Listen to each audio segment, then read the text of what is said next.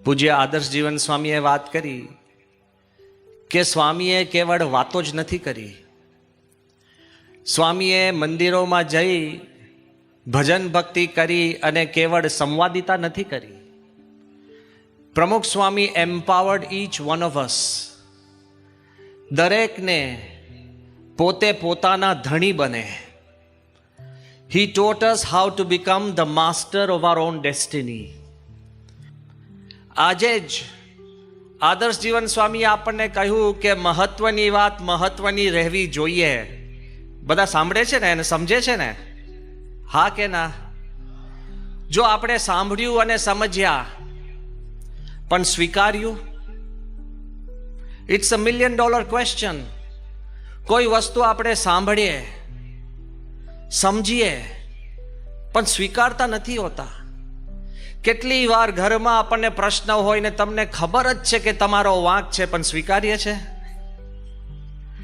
99% આપણા પ્રશ્ન એ છે કે આપણે આપણી ભૂલો સ્વીકારી નથી શકતા અને બીજાની ભૂલો માફ કરી નથી શકતા. આ બે વસ્તુ જો કરી શકો ને તો એમને પ્રશ્ન હલ થઈ જાય. There is no rocket science. ગુણાતીતાન સ્વામીએ વાત કરી કે જેટલું આપણને બીજાને સમજાવવાનો આગ્રહ છે એટલું પોતાને સમજવાનો હોય. જેટલું બીજાના દોષ જોવાનો આગ્રહ છે એટલું પોતાના દોષ ટાળવાનો હોય. અને ખાલી હું ઉમેરું છું, જેટલું બીજાને કહેવાનો આપણને આગ્રહ છે એટલું પોતાને સાંભળવાનો હોય. તો આમાંથી આપણે બધા જ ભ્રમરૂપ થઈ જઈએ. પણ પ્રશ્ન ક્યાં છે? ધ ક્વેશ્ચન ઇઝ કે આપણે સમજીએ છીએ, સાંભળીએ છીએ પણ સ્વીકારતા નથી. એનું જો હું તાજેતરમાં દ્રષ્ટાંત આપું, અને આ દ્રષ્ટાંત કોઈ પરીક્ષા નથી પણ દિલ ઉપર હાથ મૂકીને સાચી વાત કરજો. ઘણી વાર સંતો આ દ્રષ્ટાંત આપે છે પણ એનો મર્મ મારે કંઈક જુદો કહેવો છે. આપણે સાંભળ્યું કે ભગવાન સૌથી વધુ મહત્વના છે. સ્વીકાર્યું પણ ભગવાન સૌથી મહત્વના છે. હું આપને ખાલી દ્રષ્ટાંત આપું કે અત્યારે આ સભા પછી સ્ટેજ ઉપર બેઠેલા મહાનુભાવો અને નીચે બેઠેલા કેબિનેટ મંત્રી પણ, હું જો તમને જાહેરમાં વાત કરું કે આ સભા પછી મારી પાસે 2 મૂર્તિઓ છે, 2 મૂર્તિ, એક રામ ભગવાનની અને એક રાવણની, તો તમે કઈ સ્વીકારશો? મોટેથી બોલો. ક્લિયર છે ને? રામ ભગવાનની મૂર્તિ કોણ સ્વીકારશે? આંગળી ઊંચી કરે. અને રાવણની? આજુબાજુ જોતા નહીં.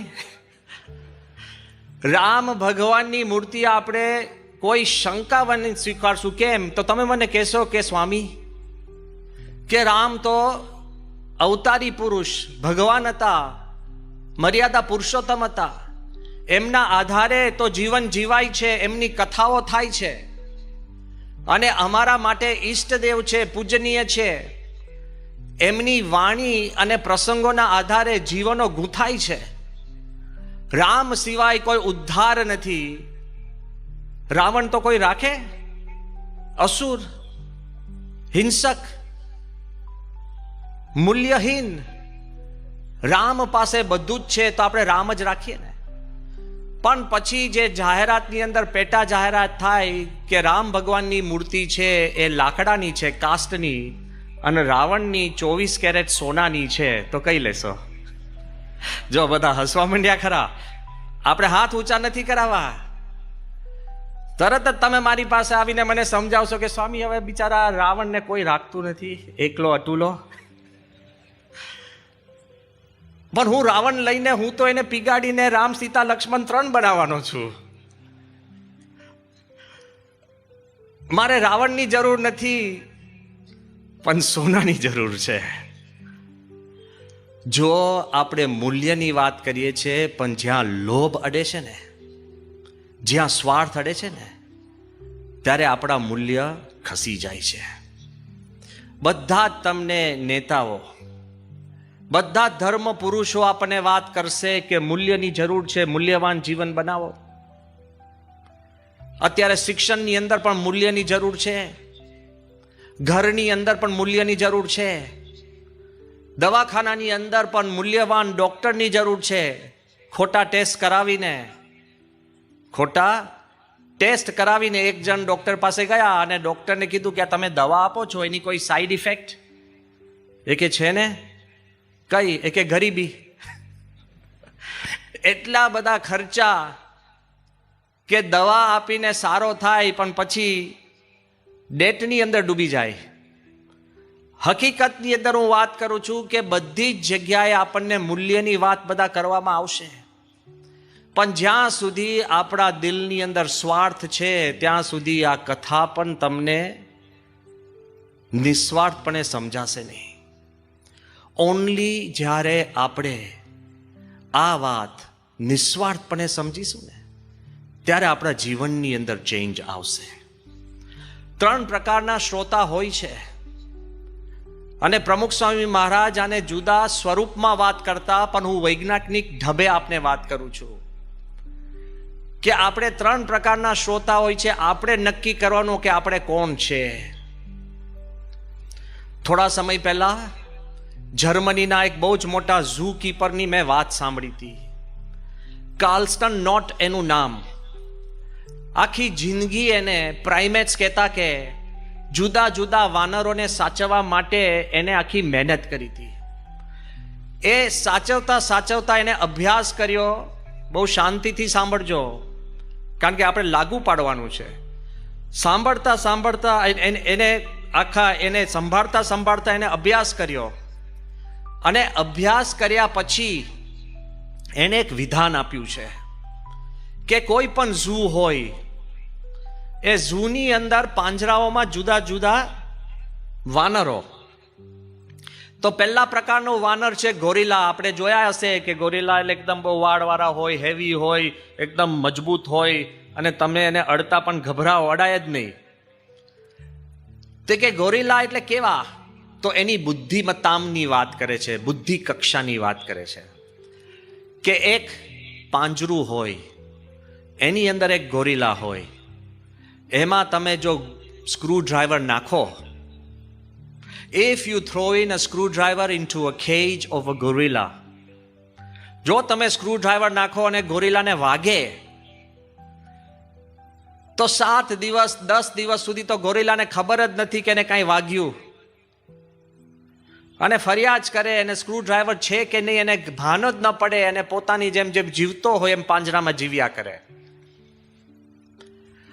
બીજા પ્રકારનું વાનર છે જેનું નામ છે ચિમ્પાન્ઝી. અને એ કહે છે કે if you throw in a screw driver into a cage of a chimpanzee, કે ચિમ્પાન્ઝીના એક પાંજરાની અંદર તમે સ્ક્રૂ ડ્રાઈવર નાખો તો 6 કલાકની અંદર એ ચિમ્પાન્ઝી સ્ક્રૂ ડ્રાઈવર જોઈ લે કે અહીંયા છે. બુદ્ધિ ઊંચી છે. સ્ક્રૂ ડ્રાઈવર કેવી રીતના પકડવું એને ખબર પડી જાય. અને સ્ક્રૂ ડ્રાઈવર પકડીને પણ કરે છે શું? આજુબાજુના વાનરોને એ છે ને ઘોંચ પરોણા કરે. સમજી જજો, ધીરે ધીરે વાત આવે છે. એ સ્ક્રૂ ડ્રાઈવર પકડે છે પણ એ બીજાને ઘોંચ પરોણા કરે છે અને નાના મોટા જીવજંતુ પસાર થતા હોય તો એને છે ને સ્ટેબ કરવા, એટલે એને ખોંચવા માટે એ સ્ક્રૂ ડ્રાઈવર વાપરે આ chimpanzee. But there is a third type of monkey. ત્રીજા પ્રકારનું વાનર છે જેનું નામ છે બોનોબો. BONOBO.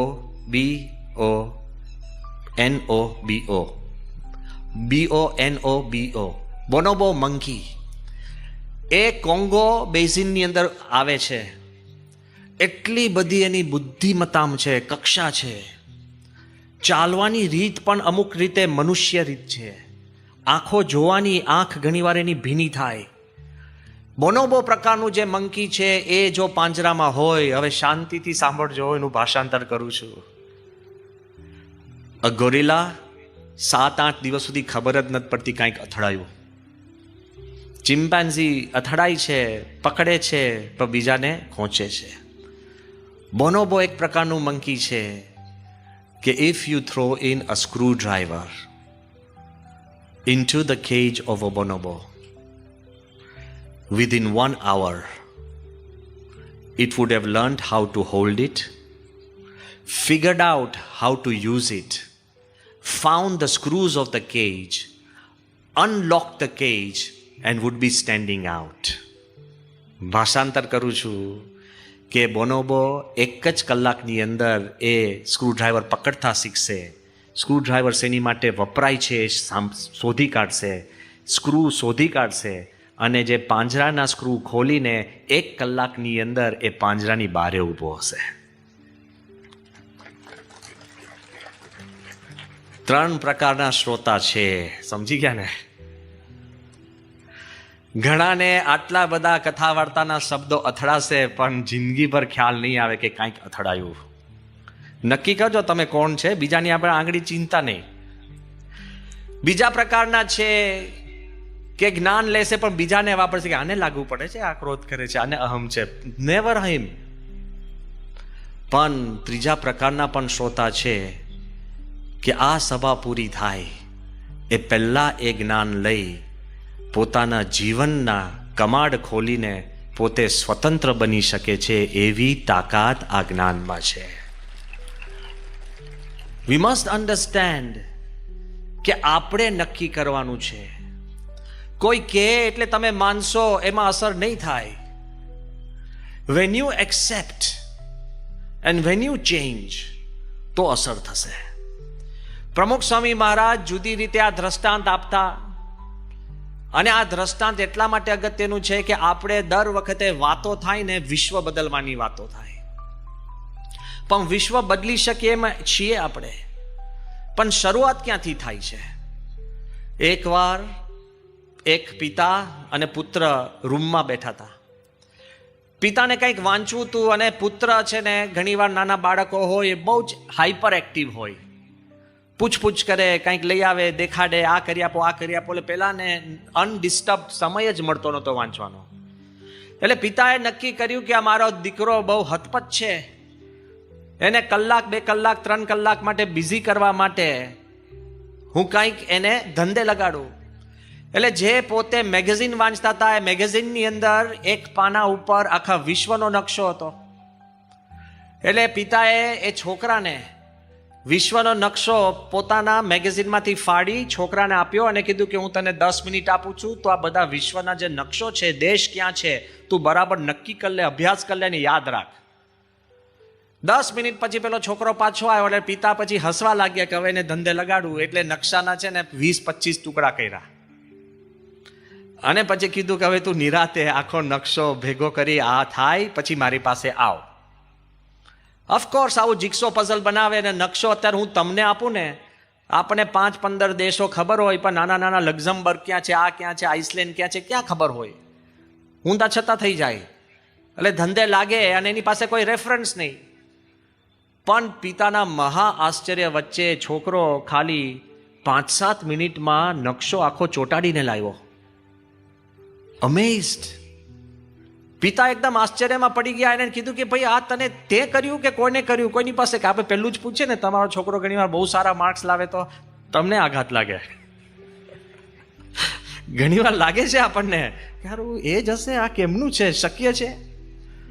આ બાજુ પિતાને એકદમ આશ્ચર્ય થયું કે આ હતપત છે, જરાય મગજ સ્થિર નહીં, નકશો બરાબર જોયો નહીં હોય, યાદ કેમ ન રહ્યો, ચોંટાડ્યો, કોઈકની પાસે લઈ આવ્યો કે બીજો બાજુનો સેમ મેગેઝિનમાંથી કાપીને લઈ આવ્યો છે કે શું હોય છે? આપણા દેશના હોશિયાર છોકરા હોય છે. અને જેવું પિતાએ પુત્રને પૂછ્યું કે ભાઈ તે આ નકશો તે જ કર્યો? તે કે હા પિતા, બહુ સહેલો હતો. કે સહેલો ક્યાંથી હોય, મને વાર લાગે એવો છે. એ કે જો તમે મને જે કાગળ આપ્યું હતું એની એક બાજુ નકશો હતો, મેં એને ઊંધું ફેરવ્યું ત્યારે એની પાછળ એક મનુષ્ય હતો, મેં તો ખાલી મનુષ્યને સીધો ગોઠવ્યો, એમાં દુનિયાનો નકશો સીધો થઈ ગયો. તમારે ઘરમાં શાંતિ જોઈએ છે? તમારી જાતને ઠીક કરો. તમારે તમારા ઓફિસમાં વધારે પ્રોડક્ટિવ થવું છે? બીજાનો વાંક ન કાઢો, પોતાનો શોધીને એને ઠીક કરો.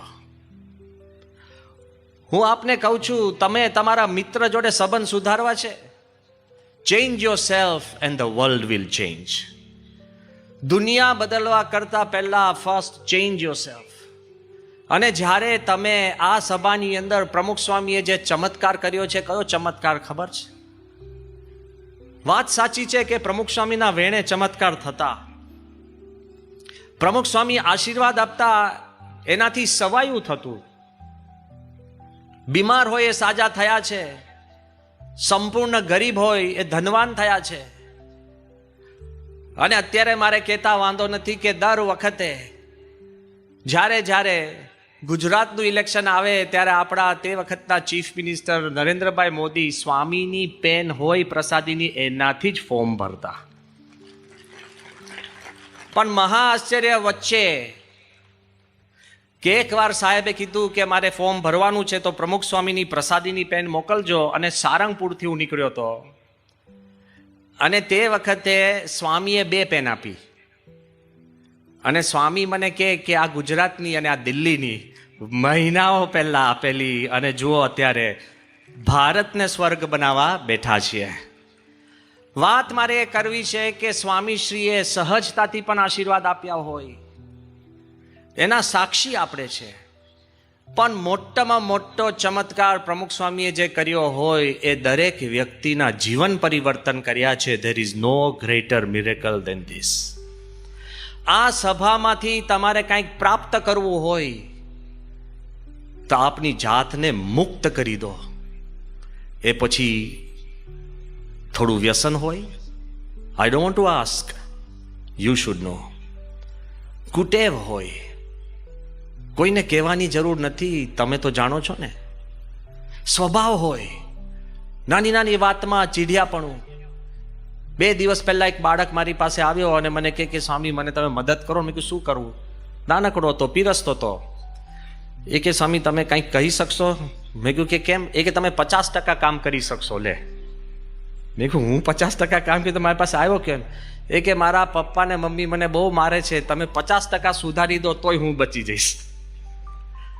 50% એટલે ફાધરને આપણે કહી શકીએ, મધરને ક્યાં કહી શકવાના છે? પણ બાળક જાણે છે કે નહીં? એ જાણે છે. કહેવાનો ભાવાર્થ એ છે કે આપણે આ સભામાં જો આપણે સાચી શ્રદ્ધાથી, સાચી ભક્તિથી કોઈ કાર્ય કરશું ને તો હકીકતની અંદર એનો ચમત્કાર થાય છે.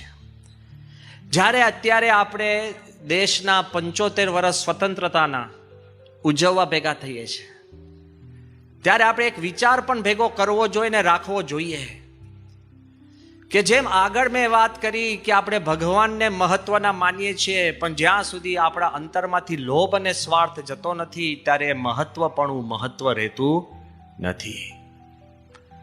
તો એ ગુલામી કહેવાય, સ્વભાવની ગુલામી. પણ હું આપને બીજું દ્રષ્ટાંત આપું છું.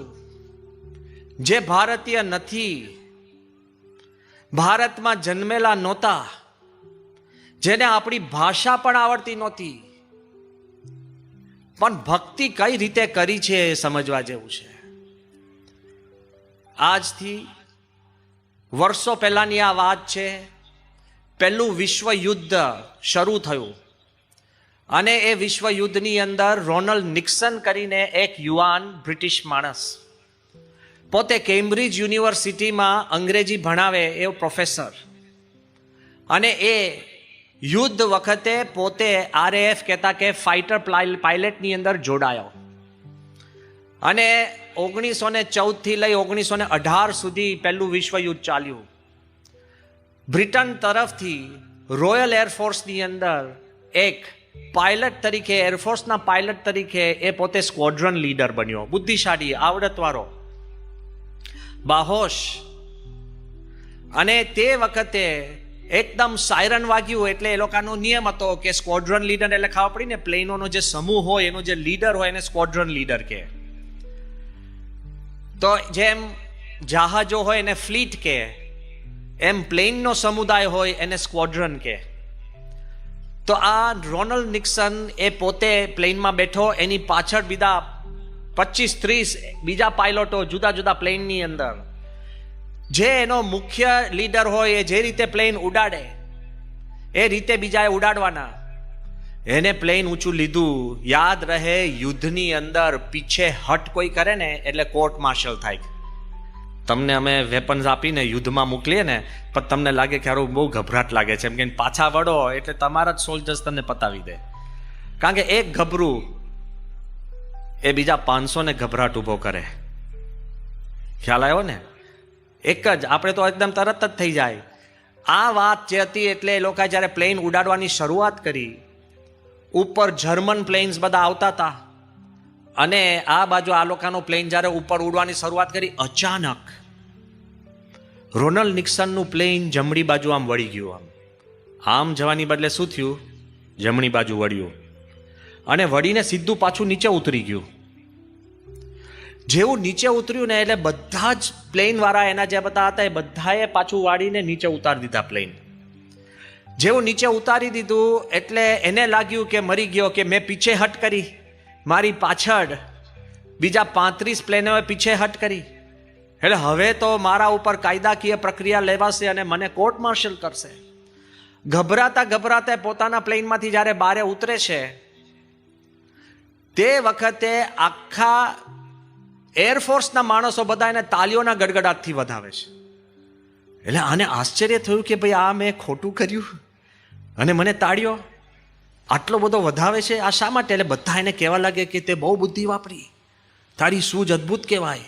જરાક ઊંચે ગયા હોત તો જર્મનીના એટલા બધા પ્લેન હતા કે તમારામાંથી એક પણ પાછો ના આવે, બ્રિટનને એટલી બધું નુકસાન થાત કે આપણે કોટી કલ્પે આપણે એને પુરવાર કરી ન શકે. આ બાજુ એને થયું, હવે સાંભળો, માણસ સાચો હતો ને, એને ખાલી ખોટા કોઈ ગુણગાન ગાય એને આવકારી ન લીધા. એના મનમાં એને ખ્યાલ હતો કે ભાઈ આ મારી ભૂલ છે. એટલે એને વિચાર કર્યો કે હું તો પ્લેન ઉપર લઈ જતો હતો, પણ એની જાતે પ્લેન જમણી બાજુ વળી ગયું અને અમારી રક્ષા થઈ તો જમણી બાજુ મેં નહોતું વાળ્યું.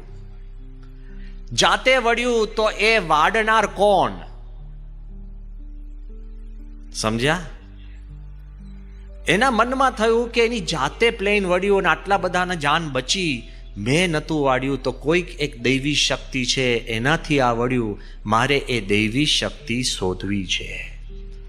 આપણે તો ભૂલ ભૂલમાં બીજાથી પણ કામ થયું તોય આપણે યશ લઈ લઈએ. જોજો, હા, એમને આપણે યશ લઈએ. આ બાજુ એના મનમાં થયું, કારણ કે પોતે એક સત્યવાદી માણસ હતો અને જેવો એ જ્યારે ઉતર્યો પછી એને થયું કે મારે આધ્યાત્મિક શક્તિ શોધવી હોય તો મારે ભારત આવવું પડશે. ભારત આવે છે, લખનૌમાં પ્રોફેસર બને છે અને ત્યાં આનંદમયી માને હાથે એ દીક્ષા લે છે. એનું નામ પડે છે યોગી કૃષ્ણ પ્રેમ. એક અંગ્રેજ, હા, ધોળિયો, પોતે કેમ્બ્રિજનો પ્રોફેસર, અને એ સાધુના કપડાં. કમાલ તો હવે થાય છે, ફરી હું યાદ કરાવું, સમયગાળો કયો છે? 1920-21ની સાલ.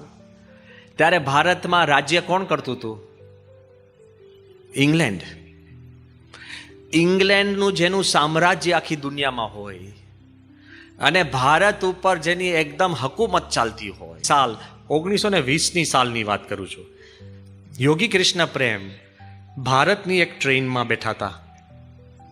તે વખતે ટ્રેનની અંદર અંગ્રેજો માટેના ડબ્બા જુદા, ભારતીયો આપણે બધા નેટિવ્સ કહેવાય, દેશ આપણો, ટ્રેન આપણી, અને એમાંય 3rd ક્લાસની પણ નીચેના ક્લાસ આપણો ડબ્બો. આપણે કહીએ ને સ્વતંત્રતા પહેલાનો દિવસો. અને તે વખતે યોગી કૃષ્ણ પ્રેમ સાધુના કપડામાં એ ભારતીયો જોડે બેઠો હોય છે.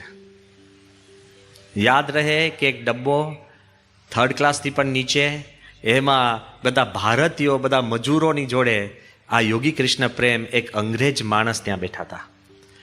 અને તે વખતે એક અંગ્રેજ ઓફિસરના ધર્મપત્ની વધારે એકદમ તોરીમાં આમ પસાર થતા હોય છે અને એને ડબ્બાની અંદર જોયું કે એક અંગ્રેજ માણસ ભગવા કપડાં પહેરીને બેઠા છે. એટલે એકદમ ઊભી રહી ગઈ. પછી એકદમ એને પૂછવા લાગી કે યુ આર ફ્રોમ ઇંગ્લેન્ડ? તો ઇંગ્લેન્ડનો છે? પેલા કીધું હા. તે કે તો આ ડબ્બામાં કેમ છે? તો એ શું કહે છે કે I am English by birth, Indian by choice. જન્મથી હું અંગ્રેજ છું, પણ પસંદગીથી હું ભારતીય છું. એટલે આનો પિત્તો વધ્યો. એ કે શું કહે છે કે તને ભાન પડે છે કે ઇંગ્લેન્ડ તો એક બહુ મોટો સામ્રાજ્ય છે અને બહુ મોટું એક રાજવી દેશ છે અને ભારત તો ગુલામ છે અને ભારત ઉપર ઇંગ્લેન્ડની હુકુમત ચાલે છે અને તું ઇંગ્લેન્ડને છોડીને ભારતમાં ઘૂસી ગયો. અને એ વાર્તાલાપ ઊંચાનો ઊંચા ટોને જવા જ લાગ્યો. આગળ કેવા લાગી કે તને ઇંગ્લેન્ડ પ્રત્યે કોઈ વફાદારી નથી. તને કીધું મેડમ, તમે ઘરે હતા તે વખતે હું ઇંગ્લેન્ડ માટે યુદ્ધ ખેલી ચૂક્યો છું. એ તો ઘરે બેઠા હશે. હું ઇંગ્લેન્ડ માટે યુદ્ધ ખેલી ચૂક્યો છું. તો પેલા બેન કહે છે કે તો તે ઇંગ્લેન્ડને દગો કેમ દીધો? Why have you betrayed your country? દગો કેમ કર્યો? એ વખતે ધીરે રહીને યોગી કૃષ્ણ પ્રેમે એની પાસે એક નાની થેલી હતી. એ થેલીમાંથી એને કૃષ્ણ ભગવાનની મૂર્તિ કાઢી અને કીધું, madam, can great Britain give me Krishna? આખું ઇંગ્લેન્ડ સામ્રાજ્ય ભેગું થઈને મને કૃષ્ણ આપી શકે એમ છે? તો પેલે કીધું કે ના, તો ઇન્ડિયાએ મને કૃષ્ણ આપ્યા છે. ભક્તિ કરવી એ લાચારીથી નહીં, ભક્તિ કરવી એ ખુમારીથી કરવી. બચારાપણા થઈને ભક્તિ નહીં કરતા. તમે જે ઈષ્ટદેવમાં માનો, જેમાં ભક્તિ કરતા હો, તમે જે ગુરુમાં માનતા હો, ખુમારીથી કરજો ને. એ ઝઘડ્યા નથી અને બેન જોડે જીબાજોડી નથી કરી, પણ લેશ માત્ર પોતાના ઈષ્ટદેવ માટેની ભક્તિ લેશ માત્ર એની ઓછી થઈ નથી.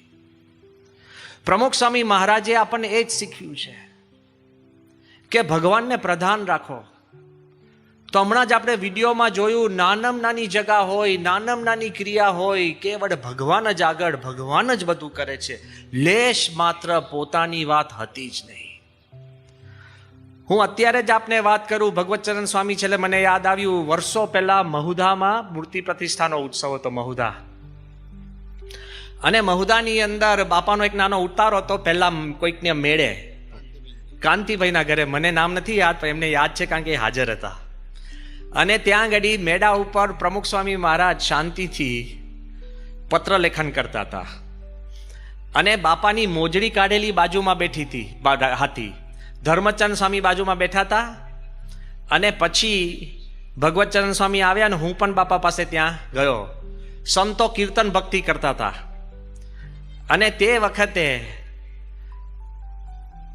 બાપા જોડે વાર્તાલાપ શરૂ થયો પ્રમુખ સ્વામી સાથે. એટલે મેં સ્વામીની મોજડી હાથમાં લીધી. મેં કહ્યું, બાપા, આ તમારી મોજડીમાં એટલી દિવ્યતા છે કે કોઈને આ પેંગડામાં પગ આવે એવા નથી. પ્રમુખ સ્વામીની દિવ્ય મોજડી, એમનું કાર્ય, એમના પગલા, કોનો પગ એમાં પ્રવેશ કરી શકે? એટલે એ બધી વાત ચાલતી હતી. એટલે ભગવતચંદ સ્વામીએ વાત કરી કે બાપા, આપે કેટલા કાર્ય કર્યા કે ભલ ભલા જુએ તો એમને કોઈકને ઈર્ષ્યા આવે કે ઓહો, આટલું કામ, આટલું કામ, આટલું કામ. એટલે પછી મેં ઉમેર્યું, મેં કહ્યું, બાપા, તમને ખબર છે તમે શું શું કામ કર્યા? અને તમારા કામનું મેં કીધું કે અમે લિસ્ટ બનાવ્યું કે તો તમને જ તમારી ઈર્ષા આવશે એવી મેં ખાલી વાત કરી. આ તો અમારી એકદમ મિત્ર ભાવની ગોષ્ઠી ચાલતી હતી. અને તે વખતે બાપા પત્ર લખતા હતા અને પછી સ્વામીએ ઉપર જોયું, અમે બે બેઠા હતા અને સ્વામી કે તું કે છે લિસ્ટ બનાવો, લિસ્ટ બનાવો. સ્વામી કે શ્રીજી મહારાજે ક્યારે લિસ્ટ બનાવ્યું? ભગવાન સ્વામિનારાયણે કે અમે આ કામ કર્યા. ગુણાતીતાન સ્વામીએ ક્યારે લિસ્ટ બનાવ્યું? ભગતજી મહારાજે લિસ્ટ બનાવ્યું? શાસ્ત્રી મહારાજે લિસ્ટ બનાવ્યું? યોગીજી મહારાજે લિસ્ટ બનાવ્યું? સ્વામી કે હું માનું કે હું કરું તો લિસ્ટ બનાવું ને, કામ તો મહારાજ કરે છે. લે, અને આપણે લેશ માત્ર ન કર્યું હોય ને તોય આપણને કોક મળે કે અમારું લંડનમાં મંદિર છે, જોઈ આવજો. લે, તમે તો ગયા જ નથી. પણ પ્રમુખ સ્વામીનો નેચર કેવો હતો? આટલું કર્યા પછી લેશ માત્ર સ્પર્શ નહીં. આપણે કશું નથી કરી શકતા તો પણ એમની તાકાત કેવી હતી? જ્યારે કોઈ વ્યક્તિ નિસ્વાર્થપણે કેવળ ભગવાનને રાજી કરવા માટે કાર્ય કરતી હોય ને, ત્યારે ખુદ ભગવાન એનામાં આવીને કરી જાય. અને એ પોતે નથી બોલતા, એના અવાજમાં ભગવાન આવીને બોલી જાય છે. આ અનુભૂતિ હું તમને કહું, તમે કહો, બીજા કે એવા લાખો માણસોને અનુભૂતિ થઈ છે. પણ આપની આગળ મારે એક પ્રસંગ એટલે કેવો છે કે જે વાત કરી કે મહત્વની ભગવાનની વાત છે, ભગવાનને સ્વીકારવા, આવકારવા અને આપણા જીવનમાં રાખીને આપણા જીવનને મુક્ત કરવું, એ આપણો ધ્યેય છે. તો જ્યારે 2001ની સાલની અંદર ડોક્ટર એપીજે અબ્દુલ કલામ તે વખતે પ્રેસિડન્ટ નહોતા અને ભારતના chief scientific adviser to the prime minister of India A position હતી. DRDO ડિફેન્સ એન્ડ રિસર્ચ ઓર્ગેનાઇઝેશનના પોતે મુખ્ય ડિરેક્ટર તરીકે, ચેરમેન તરીકે એ પ્રમુખ સ્વામી મહારાજ પાસે આવ્યા અને કલામ સાહેબ પાસે મોટા મોટા નકશા હતા. પોતે અતિ નમ્ર અને નિર્માની. અકોર્ડિંગ ટુ મી, જો ભારતને સૌથી શ્રેષ્ઠ રાષ્ટ્રપતિ કોઈ આપણને પ્રાપ્ત થયો હોય તો ડોક્ટર એપીજે અબ્દુલ કલામ સાહેબ. કેટલા નમ્ર, કેટલા નિર્માની, અખંડ ભારતનું હિત ચિંતક. ડોક્ટર એપીજે અબ્દુલ કલામ સાહેબ નીચે ફ્લોર ઉપર બેસી ગયા. સંતો અમે ચારે બાજુ, પ્રમુખ સ્વામી બેઠા હતા. હવે વાર્તાલાપ બહુ સમજવા જેવો છે, એટલું સાંભળવા જેવો નથી. એમને સ્વામીને વાત કરી કે સ્વામી, અમે 500 બુદ્ધિશાળી લોકો તમામ ક્ષેત્રોમાંથી, એટલે થોડા પોલિટિશિયન હોય, થોડા ઓફિસર હોય, થોડા ચાર્ટર્ડ એકાઉન્ટન્ટ, થોડા એન્જિનિયર, થોડા આર્કિટેક્ટ, થોડા મેનેજરો, થોડા કોર્પોરેટ વાળા, થોડા માલિકો, એમ કહીને એકે તમામ પ્રકારના ક્ષેત્રોમાંથી 500 બુદ્ધિશાળી માણસો અમે 1 વર્ષ માટે ભેગા થયા છે. 1 વર્ષ, હા. અને અમારા બધાના બુદ્ધિના વિચાર ભેગા કરી અને અમે સૌ એક મત ઉપર આવ્યા છીએ. તો વધારે અઘરું કહેવાય. બુદ્ધિશાળી લોકો એક મત ઉપર આવ્યા એટલે બહુ અઘરું છે, કારણ કે બુદ્ધિનો લક્ષણ જ છે ભેદ પાડવો. એ બુદ્ધિનું લક્ષણ છે. તો સ્વામીને કીધું કે અમે 500 તમામ ક્ષેત્રોમાંથી 1 વર્ષ વાર્તાલાપ કરીને અમે એક મત ઉપર આવ્યા છે કે 2020 સુધી, આ પાછો તમે વર્ષ પણ યાદ રાખજો, 2020 સુધી ભારતને કયા ક્ષેત્રમાં વિકાસ કરવો કે જેથી કરીને ભારત સંપૂર્ણ વિકાસશીલ બની જાય. અને પછી બાપાને 5 ક્ષેત્રો કીધા. પહેલું કીધું હેલ્થ એન્ડ એજ્યુકેશન, સ્વાસ્થ્ય અને શિક્ષણ. બીજું કીધું એગ્રીકલ્ચર, ખેતી. ત્રીજી વાત એમણે કરી ઇન્ફ્રાસ્ટ્રક્ચર. ઇન્ફ્રાસ્ટ્રક્ચર એટલે રોડ, રસ્તા, મકાનો, ઇલેક્ટ્રિસિટી, વીજળી. એ વિભાગમાં ભારતને મજબૂત કરવું પડે. ચોથી વાત કરી કે ઇન્ફોર્મેશન ટેકનોલોજી અને કમ્યુનિકેશન. ઇન્ફોર્મેશન ટેકનોલોજી એટલે કમ્પ્યુટર્સ અને કમ્યુનિકેશન એટલે આપણે ત્યાં જે મોબાઈલ, આ તે બધું ઇન્ટરનેટ ને બધું કરીએ છીએ એ. અને 5મી વાત એમણે એ કરી ક્રિટિકલ ટેકનોલોજી. ક્રિટિકલ ટેકનોલોજી એટલે genetic engineering, nano technology, nuclear energy. આ જે બધી વાતો આવે છે ને, એ જે નાના રૂમની અંદર પણ તમે બધા એક્સપેરિમેન્ટ કરી શકો. તો એમણે કીધું બાયોટેકનોલોજી. એવી ક્રિટિકલ ટેકનોલોજીમાં પણ ભારત આગળ વધશે ને તો ભારત તે પછી પાછું વળીને જોવું નહીં પડે. આ 2001ની સાલની હું વાત કરું છું, 20 વર્ષ પહેલા. અને જ્યારે બાપા આગળ આખી રજૂઆત કરી, 1 કલાક રજૂઆત ચાલી અને હું ભાષાંતર કરતો હતો. અને પછી એમને બાપાને કીધું કે બાપા, કાંઈ આપનું કંઈક સુઝાવ હોય તો. હવે કોઈ તમને કહે 500 આવા બુદ્ધિશાળી માણસે વિચાર કરીને કીધું છે તો તમે પછી બોલવું એ જ આપણી મૂર્ખામણી કહેવાય ને. હા, ધીરે ધીરે બાપા આમ કરતો. હું એક્ઝેક્ટ બાપાના છે ને હાવભાવ કરું છું. સ્વામી કે, એટલે મને લાગ્યું બાપા કે કાંઈક ખૂટે છે. મેં કહ્યું મારી નાખ્યા. હવે કાંઈક ખૂટે છે એવું ભાષાંતર કરું. એક તો હું હેપતાઈ ગયો તો. અને સ્વામી બહુ આમ, સ્વામીનો વિવેક તો જુઓ, પ્રમુખ સ્વામીનો વિવેકનો ઢગલો. સ્વામી કે કાંઈક ખૂટે છે. એટલે મેં તો પહેલાં ભાષાંતર કર્યું જ નહીં. કારણ કે આટલા મોટા DRDOનો chief scientific adviser to the prime minister of India, એને મારે કહેવાનું કે કાંઈક ખૂટે છે. કલામ સાહેબ તો બહુ નમ્ર હતા, એટલે કે વોટ ઇઝ હી સેઇંગ, પ્રમુખ સ્વામી શું કહે છે? એટલે મેં કીધું કે Swami is saying something is missing. હવે કલામ સાહેબને પણ છે ને આશ્ચર્ય થયું કે હજુ સુધી એક માણસ એમને મળ્યા નહોતા કે કોઈએ કહ્યું હોય કે કંઈક ખૂટે છે. પ્રેસિડન્ટ, પ્રાઇમ મિનિસ્ટર બધા પાસે જઈ આવ્યા હતા અને કોઈએ કહ્યું નહોતું કે આમાં કંઈક ખૂટે છે. અને બાપા કે કંઈક ખૂટે. પછી ધીરે રહીને એમને પૂછ્યું કે સ્વામીને પૂછો શું ખૂટે છે. એમ કહ્યું બાપા શું ખૂટે છે? સ્વામી કે ભગવાનમાં શ્રદ્ધા.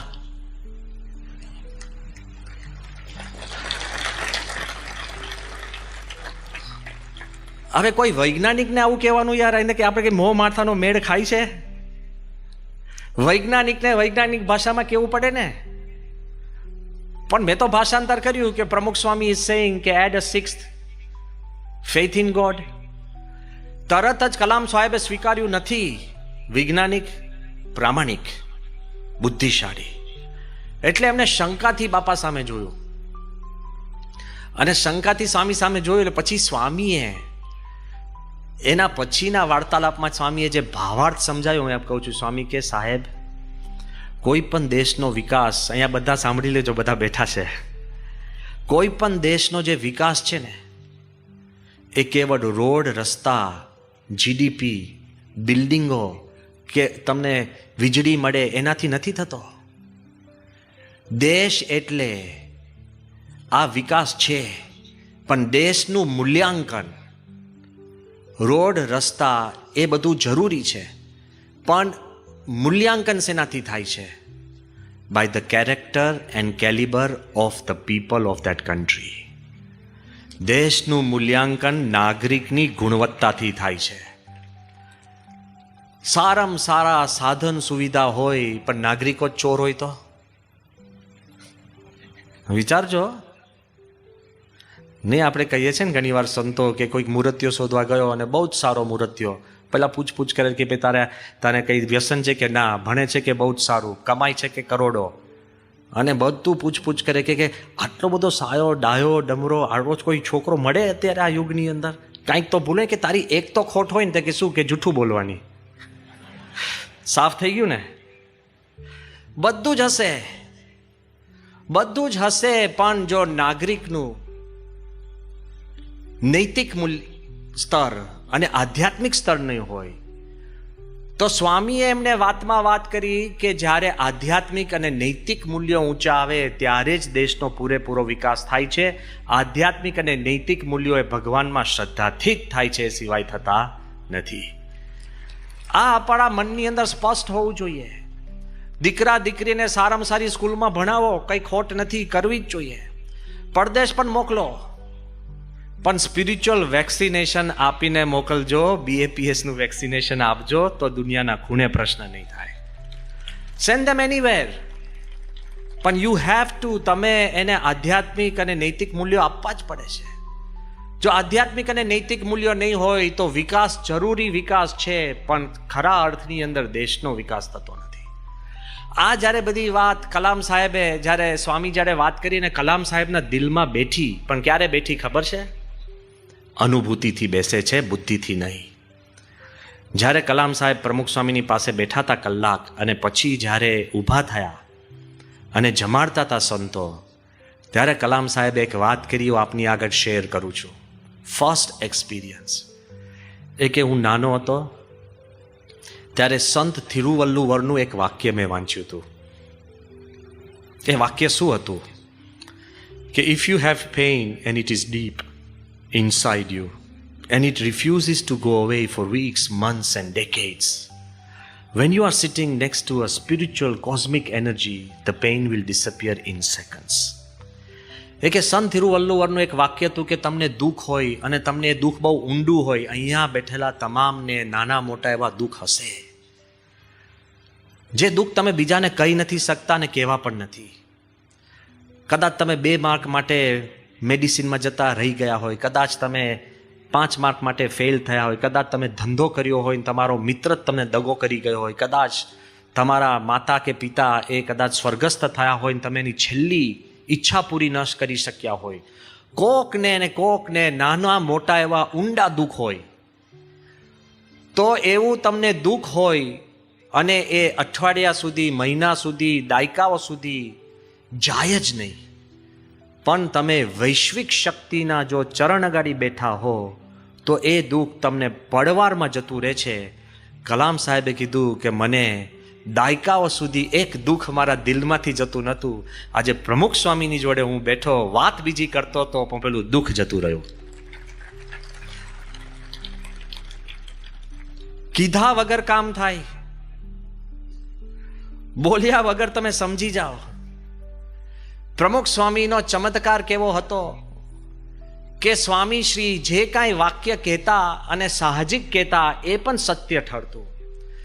તે જ વખતે કલામ સાહેબને પ્રમુખ સ્વામીએ આશીર્વાદ આપ્યા, તમે પરાત્પર પુસ્તકમાં વાંચો કે તમારે હજુ આખા દેશની ઘણી સેવા કરવાની હતી. ત્યારે કલામ સાહેબને ખબર નહોતું કે એમને રાષ્ટ્રપતિનું કેણ આવશે, અને નેશનલ પોલિટિક્સ પાર્ટીઝને પણ ખબર નહોતું કે રાષ્ટ્રપતિ તરીકે કલામનું નામ આવશે. કલામે પોતે મને કહ્યું છે કે મારું નામ તો હતું જ નહીં, પણ હું તો કોમ્પ્રોમાઇઝ ચોઇસ હતો. ઘણીવાર કોમ્પ્રોમાઇઝ ચોઇસ આખા દેશને તારી શકતા હોય છે, એવું પણ આપણને જોવા મળે છે. પણ પ્રમુખ સ્વામી એમને કહ્યું હતું કે તમારે હજુ તો આખા દેશની સેવા કરવાની છે. આપણા શબ્દમાં તાકાત નથી. આપણે આકાશની અંદર વાદળા જોઈને એવું બોલીએ કે વરસાદ થશે, તોય ના થાય. અને પ્રમુખ સ્વામી જેવા સંત આકાશ ધગધગતું હોય, એક વાદળું ના હોય અને કહે કે વરસાદ થશે, તો વાદળા થાય અને વરસાદ થાય. તમારા ને મારા કર્મ બદલાઈ જાય છે. અને આ વાત હું એટલા માટે કહું છું કે એનો હું સાક્ષી છું, જેને હું પોતે મજાક સમજતો હતો, અને આજે આપની જાહેર સભામાં હું એકરાર કરું છું કે 1997ની સાલમાં અહીંયા આણંદની અંદર આપણે રંગોત્સવ થયો. તે વખતે મને પણ ખ્યાલ નહોતો કે સ્વામી મને કહેશે કે તારે મિડલ ઈસ્ટ આવવાનું છે. તે આણંદની અંદર બાપાએ મને પૂછ્યું, રંગોત્સવ પત્યો તે વખતે તમે બધાને કેરીનો રસ આપ્યો હતો, યાદ કરાવો, તમે કદાચ ભૂલી ગયા હો તો. પહેલી જ વાર સંપ્રદાયમાં જે કાંઈ ઘણું બધું આણંદવાળા કરે છે એ પહેલી વાર કરતા હોય છે. પણ એનીવે, તો તે વખતે સ્વામીએ મને બોલાવીને કીધું કે મને કે સ્વામી કે તારી પાસે સમય છે? મેં કીધું કેમ બાપા? પૂછો. બાપા કે તું ત્યાં આવજે ને આપણે મિડલ ઈસ્ટ ભેગા. મેં કીધું હા બાપા.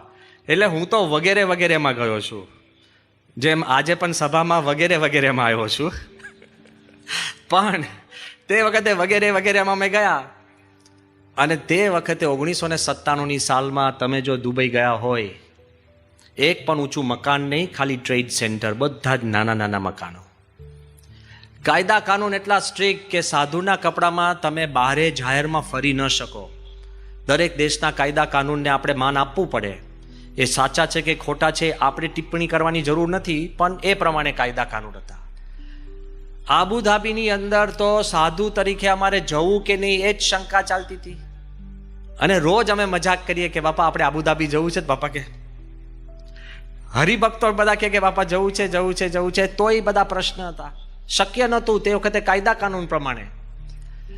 તે વખતે શારજાની અંદર, એના રણની અંદર સ્વામી અને આપણા જે 9-10 સંતો અને 5-10 હરિભક્તો શારજાના રણમાં ગયા હતા.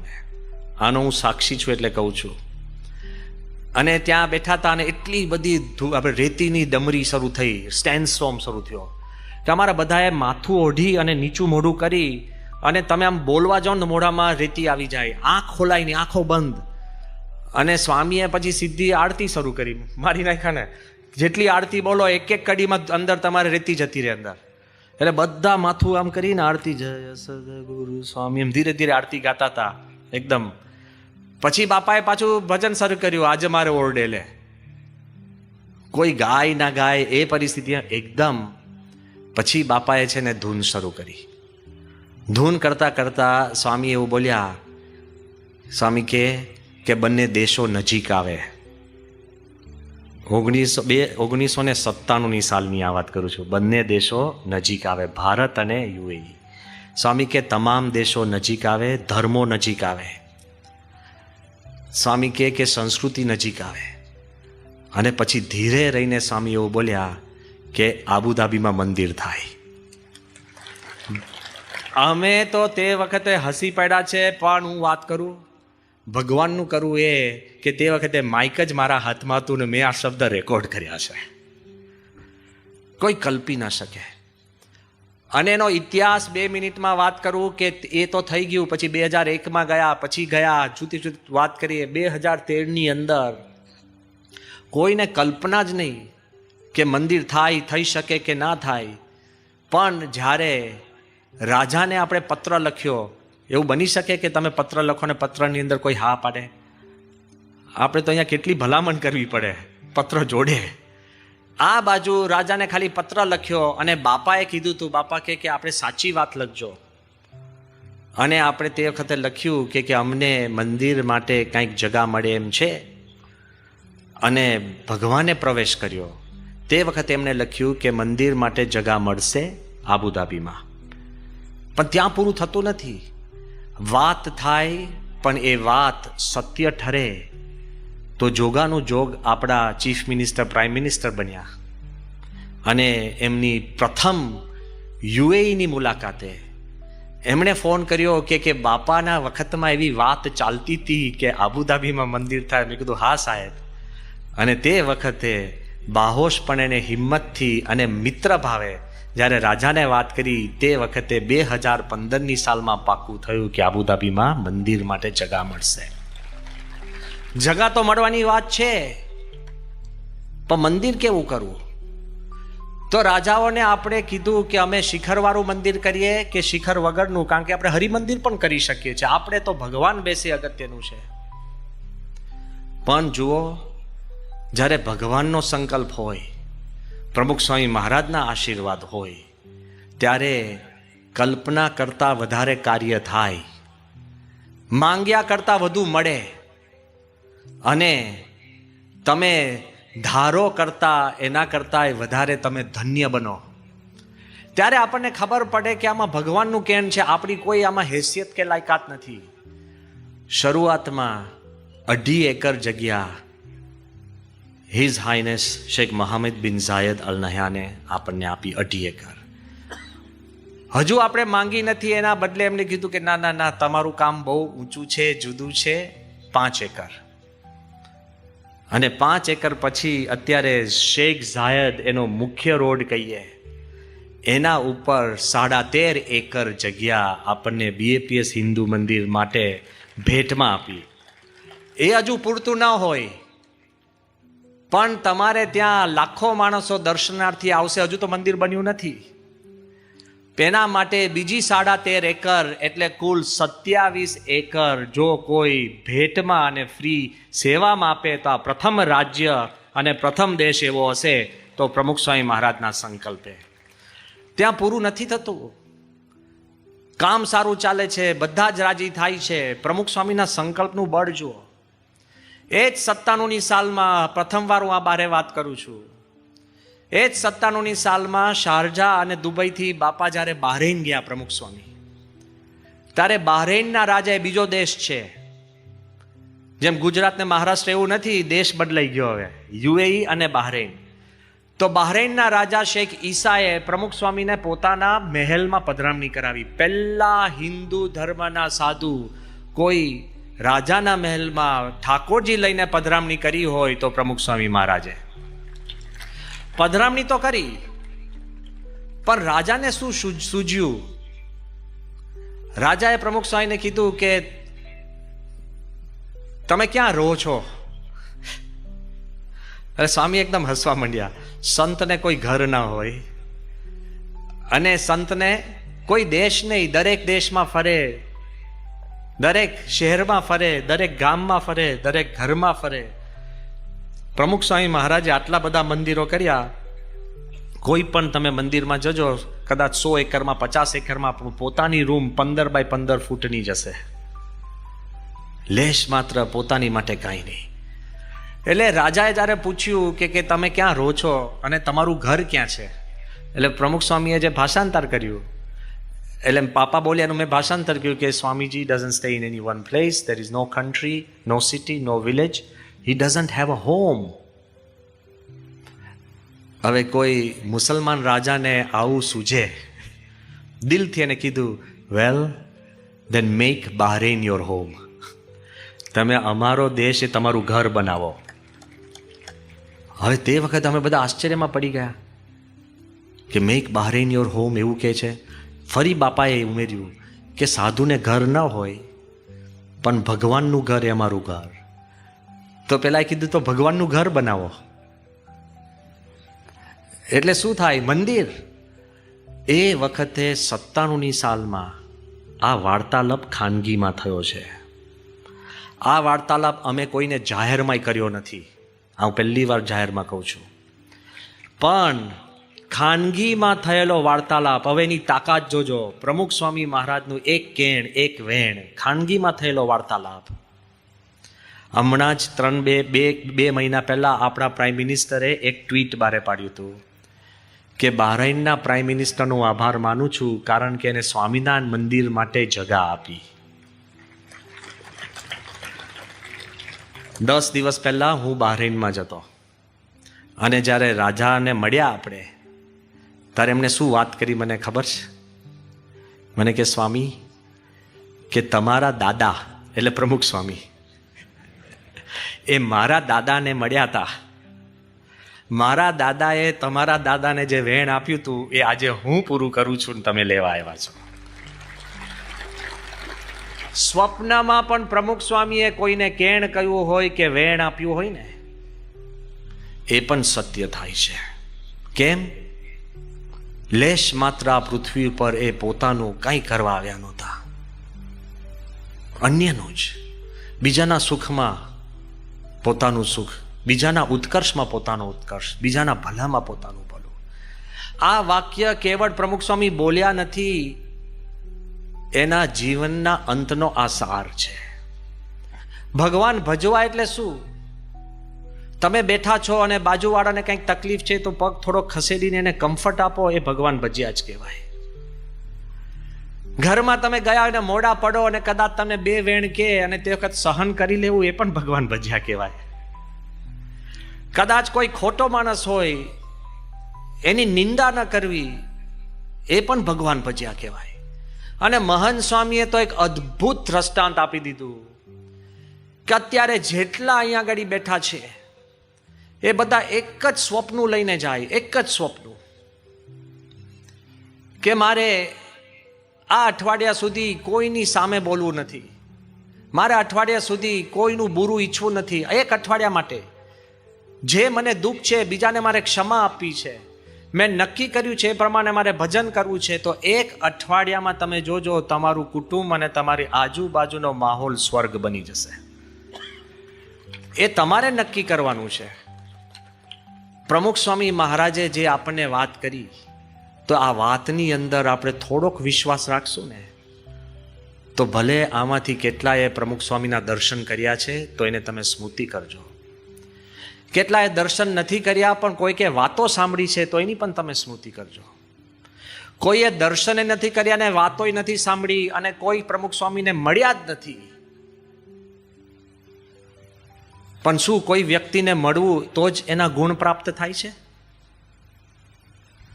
અત્યારે 400 વર્ષ પછી પણ શેક્સપિયરનું તમે સંવાદ વાંચો તો એની અનુભૂતિ થાય છે. રામ ભગવાન કેટલા વર્ષો થઈ ગયા? લાખો.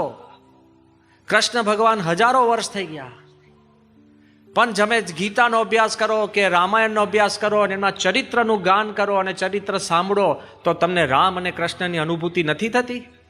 થાય જ છે. ભગવાન સ્વામિનારાયણના ચરિત્ર તમે સાંભળો અને અનુસરો તો ભગવાન સ્વામિનારાયણના ચરિત્રની પણ તમને અનુભૂતિ થાય છે. તો આજે પ્રમુખ સ્વામી મહારાજના ચરિત્રનું તમે ગાન અને પાન કરશો તો પ્રમુખ સ્વામીના સાક્ષાત દિવ્યતાના અનુભવ થશે. The power is intense. Those whom you love never leave us. જેને તમે ચાહો છો એ ક્યારેય તમને છોડતા નથી. અને અંતમાં એક વાત કરીને હું પૂરું કરું છું. ભલે તમે પ્રમુખ સ્વામીને કોઈક સંત તરીકે સ્વીકારે, કોઈક મહાપુરુષ તરીકે સ્વીકારે, કોક સત્પુરુષ તરીકે સ્વીકારે, કોક એવું પણ કે ના બહુ સારા ભલા માણસ હતા, નો પ્રોબ્લેમ. કોક એવું કે કાંઈ જ નહીં, પ્રમુખ સ્વામી હતા, નો પ્રોબ્લેમ. પણ ફળ તમને કેવું મળે છે આ અંતિમ દ્રષ્ટાંતમાંથી તમને ખબર પડશે. ફ્રાન્સમાં એક અબજોપતિ માણસ જેનું નામ બેરન રોથસ્ચાઇલ્ડ, બહુ મોટા બેન્કર હતા.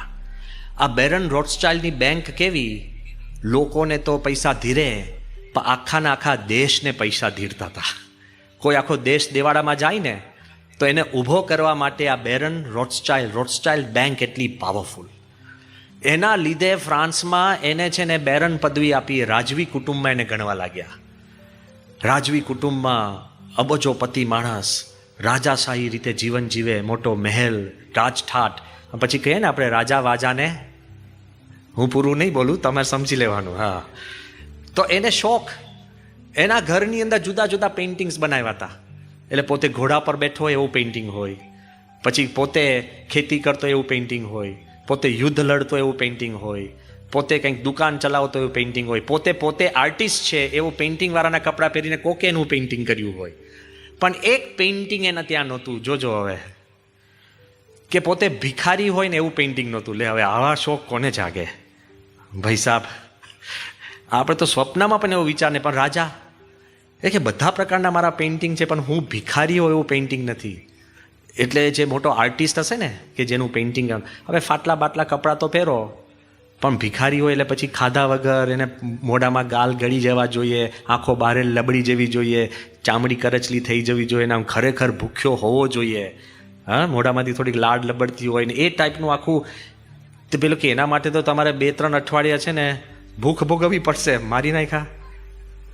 પણ પોતાની ઈચ્છા હતી કે હું ભિખારી છું એવું પેઇન્ટિંગ મારે કરવું છે. તો એને 3-4 અઠવાડિયા ખાધું નહીં, ભૂખ્યો રહ્યો, હાલ બેહાલ જાગતો રહ્યો, ફાટલા તૂટલા કપડાં પહેરી અને ઠીકરું લઈ અને પછી ગામના બજારમાં એ ઊભો રહ્યો હતો. આવી રીતના સામેથી આર્ટિસ્ટ પેઇન્ટિંગ કરતો હતો એનો.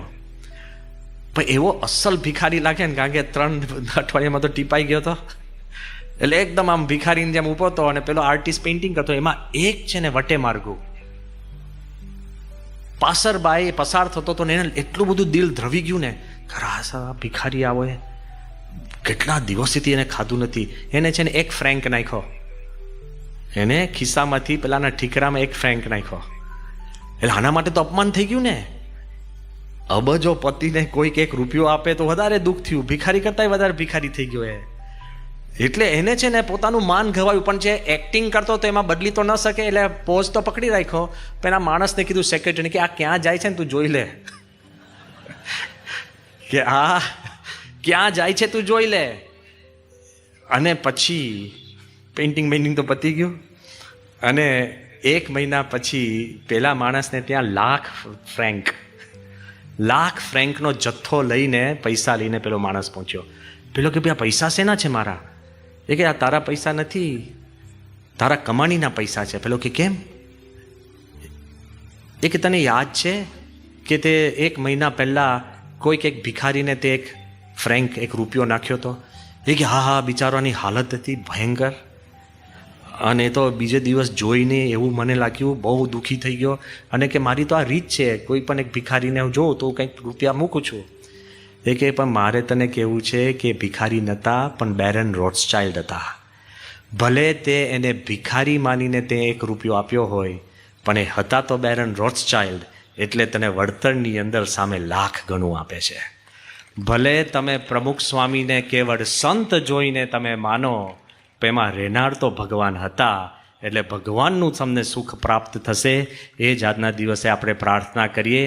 શ્રી સ્વામિનારાયણ ભગવાનની જય.